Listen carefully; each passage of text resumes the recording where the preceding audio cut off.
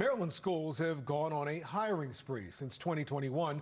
Despite lower enrollment, thousands of additional employees now work in public education. But is that translating into better student outcomes? Project Baltimore's Chris Papps reports. Taxpayers are getting the short end of the stick. Corey DeAngelis is an educational advocate. Kids are getting the short end of the stick. Who promotes school choice and parental rights. And parents are being left out of the equation. And what Project Baltimore just uncovered regarding how your public education tax dollars are being spent has him frustrated. Taxpayers, they're not seeing the benefits, and it's a waste of money.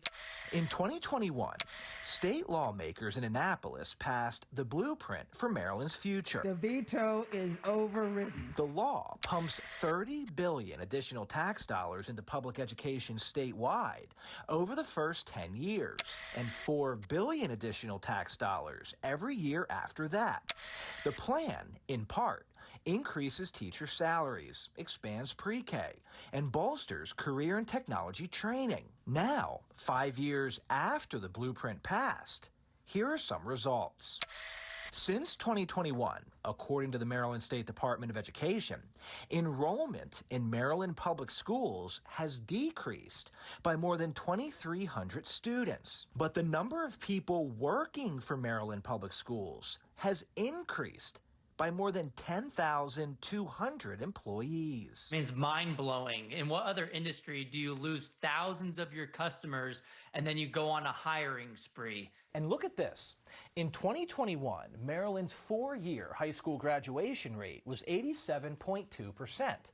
By 2025, it had fallen to 86.4%. So even with more money and more employees working in public education, the graduation rate went down. The money's not making its way into the classroom. Which does appear to be the case. According to state data, since 2021, the number of non-instruction employees has increased by 25%. Meanwhile, the percentage of instructional staff, which includes teachers, is up 7%. When the blueprint was passed in 2021, the law established a 7-member accountability and implementation board to oversee the blueprint's rollout. The members are appointed by the governor.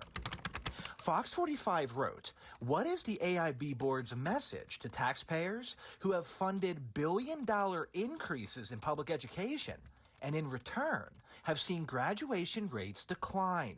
We received this reply. Ideally, the AIB would like to see instructional staff growing faster than non-instructional staff. But non-instructional staff include staff who work with students, such as social workers. The statement explained, student proficiency for economically disadvantaged students has outpaced growth for all students, meaning data suggests that statewide, the blueprint investment is yielding some improved outcomes. The solution is to allow the money to follow the child, allow for school choice. DeAngelis believes adding more money to public education will not improve student outcomes. Rather, he favors an approach that adds competition by attaching funding to each student. Then, families can choose which schools their children attend, and that school earns the funding. It's real pressure for the public schools to up their game in response to that competition, giving parents power, giving them real leverage to take their taxpayer money that's meant for their kids somewhere else. When the One Big Beautiful Bill Act passed in Washington last year, it created the first ever national school choice program where private groups can establish scholarships to offer vouchers to students to choose the school they want to attend. So far, governors in at least 27 states have announced they will opt into the program. Maryland is not among them.